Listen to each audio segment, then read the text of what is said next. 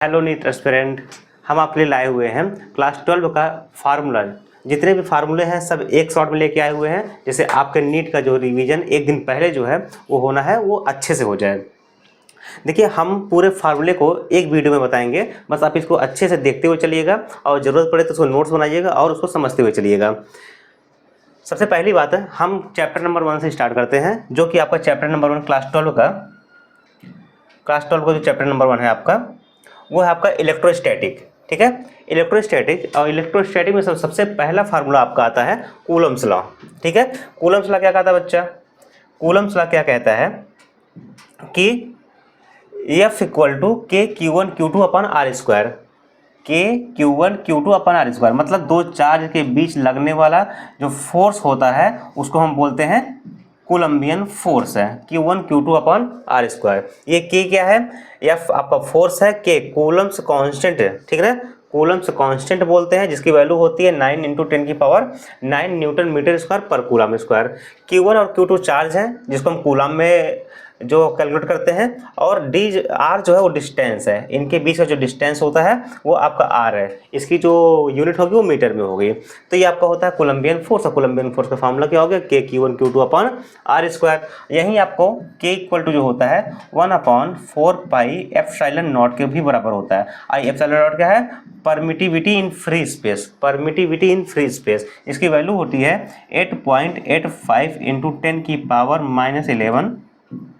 10⁻11 है, ये होती है इसकी परमिटिविटी इन फ्री स्पेस 1/4πε0। और इसकी जो टोटल वैल्यू होती है बेटा यहाँ देख रखा हुआ है 9 × 10⁹ न्यूटन मीटर स्क्वायर पर कूलम स्क्वायर।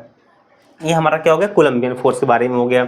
उसके बाद इलेक्ट्रिक फील्ड, जस्ट अगर तो टॉपिक आता है इलेक्ट्रिक फील्ड, मतलब किसी चार्ज के द्वारा जितना दूरी तक फोर्स लगाया जाता है उस एरिया को हम बोलते हैं इलेक्ट्रिक फील्ड।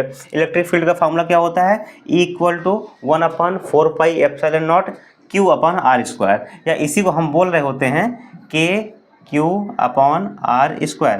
दोनों एक ही चीज़ें हैं, क्योंकि देखिए के की वैल्यू यहाँ पे इसको लिखा गया है, के की वैल्यू क्या होती है? 1/4πε0 के बराबर होती है। इसको आप अच्छे से देखते चलिएगा, आपको ये रटा हुआ होना चाहिए। ठीक है, उसके बाद हम अगला बात करते हैं पॉइंट चार्ज के बारे में, और ये डाइपोल एक्सिस के बारे में। जब हमें इलेक्ट्रिक फील्ड लिखना पड़ता है कि जब डाइपोल की एक्सियल डायरेक्शन में लिखना पड़ता है, मतलब अगर दो डाइपोल है और दो डाइपोल के बीच एक एक्सियल पोजीशन पे हमें इसका इलेक्ट्रिक फील्ड पता करना है, तो इलेक्ट्रिक फील्ड क्या होता है बच्चा? Equal to 1/4πε0 2p/r², 2p/r²। P क्या है? पी डाइपोल है आपका, 2p/r³ होता है, ये आपका एक्सियल पोजीशन के लिए होता है। और डाइपोल जो होता है क्वाड्रेटिक पोजीशन के लिए होता है, मतलब ये डाइपोल है, इनके कहीं परपेंडिकुलर किसी पॉइंट पे हमें डाइपोल पता कर इलेक्ट्रिक फील्ड पता करना है। उसके लिए क्या होता है? ये अब क्यू चार्ज, अब Q- चार्ज पे होता है इक्वल टू 1/4πε0 p/r³। इसी को हम बोलते हैं के p/r³ बोल रहे होते हैं, और इसको हम क्या बोल रहे होते हैं? के 2p/r³। मेरी बात समझ में आ रही है? ये सारे हम फॉर्मूले इसी तरीके से रिवीजन करते चलेंगे। अगला क्या है आपका? देखिए, इसमें कुछ इसके डिफिनेशन देख रखे हुए हैं। ये क्या आपका इलेक्ट्रिक फील्ड है, जिसकी जो यूनिट होती है वो न्यूटन पर कूलम होती है या फिर वोल्ट पर मीटर होती है। P डाइपोल मोमेंट है, डाइपोल मोमेंट बराबर Q × 2r। देखिए, मोमेंट आपको जानते हो, क्लास 11th में हमने आपको सारे फॉर्मूले रिवाइज कराए हुए हैं। अगर आप नहीं देखे हो तो देखो, आपको साइड में लिंक करा होगा, आप उसको क्लिक करके देख सकते हैं पूरे क्लास 11 का फार्मूला। मोमेंट क्या होता है कि जब किसी भी क्वांटिटी में हम जो है डिस्टेंस को मल्टीप्लाई करें तो उसको मोमेंट बोल देते हैं। जैसे हमने मोमेंट ऑफ इनर्शिया पढ़ा हुआ था, या मल्टीप्लाई बाई आर का स्क्वायर पढ़ के हमारे स्क्वायर मोमेंट ऑफ इनर्शिया पढ़ लिया था। तो इसी तरीके से जब मोमेंट हम पढ़ रहे होते हैं, उसका मतलब ये है कि उसमें डिस्टेंस का जो है मल्टीप्लाई हो रखा है। E0 क्या है? परमिटिविटी या फ्री स्पेस, परमिटिविटी या फ्री स्पेस। देखिए, वैल्यू क्या होती है? 8.85 × 10⁻12 कूलम स्क्वायर पर न्यूटन मीटर स्क्वायर। यही हमने जो यहाँ पे आपको बताया हुआ पहले से। ठीक है, अब हम इलेक्ट्रिक पोटेंशियल के बारे में बात कर लेते हैं। इलेक्ट्रिक पोटेंशियल इंपॉर्टेंट टॉपिक, हर साल जो है नीट में एक क्वेश्चन तो इसे जरूर बनता है इलेक्ट्रिक पोटेंशियल से। इस पूरे चैप्टर से कम से कम 2 से 3 क्वेश्चन हर साल बनते हैं। पॉइंट चार्ज के लिए electric potential V equal to होता है KQ/R, KQ/R। इसी को हम लिखे हैं क्या? 1/4πε0 Q/r। और इसी मतलब क्या है? के की वैल्यू यहाँ लिखा गया है। अब इसी को हमने के लिख दिया KQ/R। उसके बाद डाइपोल के केस में हमें इलेक्ट्रिक फील्ड, इलेक्ट्रिक पोटेंशियल बारे में पता करना पड़ता है, तो वो होता है 1/4πε0 P cos theta r³, P cos theta r³। ठीक है, अब हम इसी को एक रूप में और लिखा जाता है बच्चा, V = 1/4πε0। देखिए पी आर, ये आर का मल्टीप्लाई हमने किया cos थीटा अपॉन आर, यहाँ क्यूब बन जाएगा क्योंकि आर हमने ऊपर बढ़ाया हुआ है। और इसे क्या लिखेंगे हम, इसे हम क्या लिखेंगे P, देखिए P और R, P और R का जो डॉट प्रोडक्ट होगा PR cos थीटा होगा। इसको हमने क्या बनाया, वेक्टर बनाया अपॉन r³, और ये आपका K तो था ही, ये भी आपका एक फॉर्मूला बनता है। क्या बनेगा आपका 1/4πε0 P cos थीटा r², और इसी को हम लिख सकते हैं V = 1/4πε0 PR cos theta upon r³ और PR cos थीटा को हम लिख सकते हैं वेक्टर फॉर्म में PR वेक्टर अपॉन r³। ठीक है, तो ये हमारा क्या हो जाता है डाइपोल इलेक्ट्रिक, डाइपोल के केस में हमारा इलेक्ट्रिक पोटेंशियल। ठीक है, उसके बाद हम बात करते हैं कैपेसिटेंस की। कैपेसिटेंस के, जब पैरेलल प्लेट की कैपेसिटेंस के बारे में बात कर देते हैं, C = ε0 A/d, ये हमारी कैपेसिटेंस हो गई। ठीक है, और एनर्जी स्टोर की बात कर रहे होते हैं, U = 1/CV², या फिर इसी को लिखते हैं Q²/2C। ए क्या है, प्लेट का एरिया है, और डी क्या है, डिस्टेंस बिटवीन प्लेट्स है। बात मुझे समझ में आ रही है। और साथ ही साथ इसमें एक चीज़ हमने मेंशन नहीं किया हुआ है, आप याद रखिएगा, जब कैपेसिटेंस को हम ऐड कर रहे होते हैं, जब 2-4 कैपेसिटेंस को हम जोड़ रहे होते हैं, तो पैरेलल के लिए हम क्या करते हैं, देखिए अगर आपने रेजिस्टेंस पढ़ा होगा तो रेजिस्टेंस में हम पैरेलल के लिए क्या करते हैं, 1/R = 1/R1 + 1/R2 + 1/R3, इस तरीके से हो रहा होता है। और सीरीज के लिए क्या होता है, R = R1 + R2 + R3।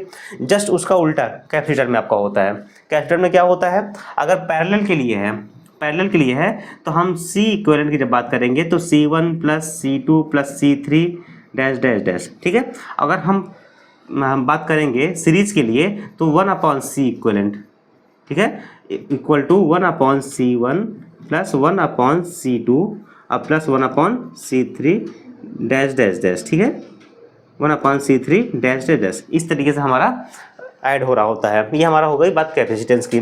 बात मेरी समझ में आ रही है। अब हम आगे चलते हैं। अगला जो चैप्टर है आपका electric current electricity. Current electricity बहुत इंपॉर्टेंट चैप्टर है, और इससे 1-2 क्वेश्चन तो हर साल बनने ही बनने होते हैं। हमने आपको जब एक स्ट्रेटजी बनाई हुई है 4 डेज़ के लिए, तो उसमें हमने आपको बताया हुआ है, आप जाकर अगर वीडियो देखना चाहें तो आप जाकर के देख सकते हैं। देखिए उसमें ओम्स लॉ, सबसे पहली चीज़ ओम्स लॉ इक्वल टू क्या होता है, V = IR, या फिर R = V/I। ठीक है, ये R क्या है भाई, कांस्टेंट होता है किसी भी मटेरियल के लिए, जो हमारी रेजिस्टेंस कहलाती है। और उसी में हम रेजिस्टिविटी देख लेते हैं, ρ = RA/L। L क्या बेटा, लेंथ है, A क्या है, एरिया है। ठीक है, एरिया है, और ये क्या आपकी लेंथ है। V potential difference, I current, और R रेजिस्टेंस हो गया। रो जो है रेजिस्टिविटी है, एल जो है लेंथ ऑफ कंडक्टर है, ये क्या है, क्रॉस सेक्शन एरिया है, इसको बोलते हैं क्रॉस सेक्शन एरिया। ठीक है, क्रॉस सेक्शन एरिया बोल रहे होते हैं। क्या मेरी बात समझ में आ रही है। उसके बाद पावर की बात कर लेते हैं। Power = V × I। V × I आपका क्या होता है, पावर होता है, इसी को हम बोलते हैं I²R, या फिर इसी को हम बोलते हैं V²R। ये आप सारे पूरे रिलेशन को याद रखिएगा। पावर = होता है V × I, और या फिर इसी को बोलते हैं हम I²R या फिर V²R। ये आप इस फार्मूले को जब पुट करके इसमें निकालोगे तो सारे रिलेशन आपको बनते हुए नजर आएंगे। उसके बाद बात करते हैं किरचॉफ लॉ की। ठीक है, देखो आज का टाइम बचा हुआ हमारे पास, आज हम आपको किरचॉफ लॉ से कई क्वेश्चन भी लेके आएंगे। आप लगातार आप चैनल पर बने रहिएगा, तो हम आपको क्वेश्चंस भी जल्द से जल्द लेके आएंगे। जंक्शन रूल क्या होता है, सिग्मा IN यानी इन के लिए = सिग्मा I आउट। जितनी करंट इनपुट होगी उतनी करंट आउटपुट होगी। ठीक है, ये हमारा होता है जंक्शन रूल में। और लूप रूल में क्या होता है, सिग्मा V = 0। मतलब अगर हम जो है लूप बना रहे होते हैं, अगर यहाँ पे V होगा, ठीक है, और सारे हम अलग अलग पोटेंशियल को ऐड करेंगे, तो यहाँ पे हम = क्या लगाएंगे, 0, यानी V1 + V2 + V3 + V4 = 0। ये आपका लूप रूल होता है। व्हीटस्टोन ब्रिज में क्या होता है, R1/R2 = R3/R4। बात में समझ में आ रही है। इसको आप जो है कॉम्पोनेंटो और डिविडेंडो रूल से आप भी सॉल्व कर सकते हैं। सी एंड डी रूल्स अगर आपको पता हो, नहीं पता होगा तो आप हमारे वीडियो में जाकर के देखिएगा। कॉम्पोनेंटो और डिविडेंडो के लिए हमने आपको एक सेपरेट वीडियो बना के रखे हुए हैं, ठीक है।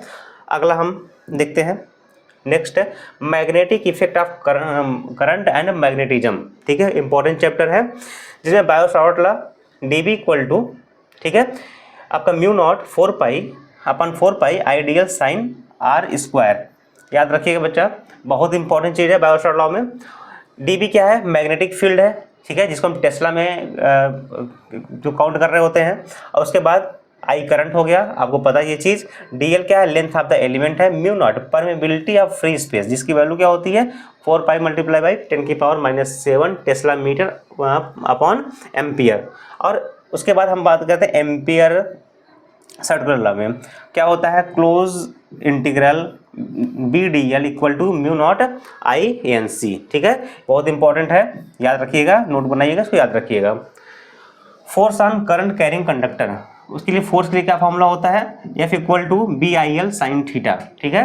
यूनिट क्या होगी? न्यूटन होगी, न्यूटन होगी, आपको पता है किसी फोर्स की जो यूनिट होती है वो न्यूटन होती है। BIL साइन थीटा इसका फार्मूला होता है, किसके लिए? करंट कैरिंग कंडक्टर के लिए, ठीक है। B क्या आपका मैग्नेटिक फील्ड है, L क्या है? लेंथ ऑफ द कंडक्टर है, मीटर में इसको हम काउंट कर रहे होंगे, ठीक है। उसके बाद टॉर्क की बात करते हैं, torque on the current loop है, टॉर्क के बारे में बात करते हैं। Tau equal to NIAB sine theta है, बहुत इंपॉर्टेंट है बेटा, NIAB साइन थीटा है। देखो इससे हम अलग अलग हम इसमें वेरिएबल को सब्स्टिट्यूट करके हम एक अलग तरीके से फॉर्मूला जो भी आपको दिए गए होंगे उस तरीके से हम बनाया जा सकता है, जिसमें से हमें जानना चाहिए कि N क्या है? N क्या है? नंबर ऑफ टर्म्स है, और A क्या है? एरिया ऑफ द लूप्स है, इंपॉर्टेंट है, इसको याद रखिएगा। उसके बाद हम चलते हैं आगे की तरफ। अगला क्या हमारा? इलेक्ट्रोमैग्नेटिक इंडक्शन EMI, ठीक है। एक क्वेश्चन मान चलिए कि एक क्वेश्चन जो है आपके लिए इसमें से बन सकते हैं। Faraday law epsilon equal to -n d∅/dt, epsilon naught induced EMF है, और n क्या है? नंबर ऑफ टर्न्स, फाई क्या? मैग्नेटिक फ्लक्स है, जिसको हम वेबर में गिन रहे होते हैं। उसके बाद होता है सेल्फ इंडक्टेंस में क्या है कि epsilon equal to -L/dL/dt, L क्या है? इंडक्टेंस है, इसको हेनरी में हम काउंट कर रहे होते हैं। फिर उसके बाद energy stored in inductor U बराबर ½ Li², ये आपका होता है एनर्जी का formula, U equal to ½ Li², ठीक है। देखो बेटा सारी चीज़ अगर एक बार आप रिवाइज कर लेंगे ना, तो अगर कोई भी क्वेश्चन आपसे पूछे जाते हैं तो जो डायरेक्ट फॉर्मूला बेस होंगे आप आराम से कर पाएंगे, या फिर रिलेशन अगर पूछा जाता है तो फिर रिलेशन भी आप बता पाएंगे, ठीक है। अगला है आपका alternating current AC। RMS voltage and current के बारे में रिलेशन क्या होता है? VRMS equal to V0/√2, V0/√2 होता है, और IRMS इक्वल टू I0/√2। बहुत सिंपल फार्मूला लेकिन बहुत important formula. VRMS equal to V0 और /√2, IRMS equal to I0/√2। I0 V0 क्या है? पीक वैल्यू, ठीक है, पीक वैल्यू जो है करंट के लिए फिर वोल्टेज के लिए I0 और V0 है। उसके बाद इम्पीडेंस है Z RLC सर्किट के लिए Z equal to √R² plus XL minus XC का होल स्क्वायर, ठीक है। XL क्या बेटा? XL आपका इंडक्टिव रेजिस्टेंस है, रिएक्टेंस है, और उसके बाद XC क्या है? कैपेसिटिव रिएक्टेंस है। उसके बाद resonant frequency omega equal to क्या होता है? 1/√L मल्टीप्लाई बाई C, ठीक है। क्या होता है आपका? रेजोनेंट फ्रीक्वेंसी के लिए फ्रीक्वेंसी को हम ओमेगा से डिनोट कर रहे होते हैं। अगला हम देखते हैं, नेक्स्ट है आपका ऑप्टिक्स, ठीक है। ये पोर्शन बहुत इंपॉर्टेंट बेटा। ऑप्टिक्स लेंस फॉर्मूला आपको पता होना चाहिए, क्लास 10th में पढ़ के हुए आए हो आप। 1/f equal to 1/v minus 1/u, इसमें आप पुट करके अलग अलग वैल्यूज को अलग अलग निकाल सकते हो, ठीक है।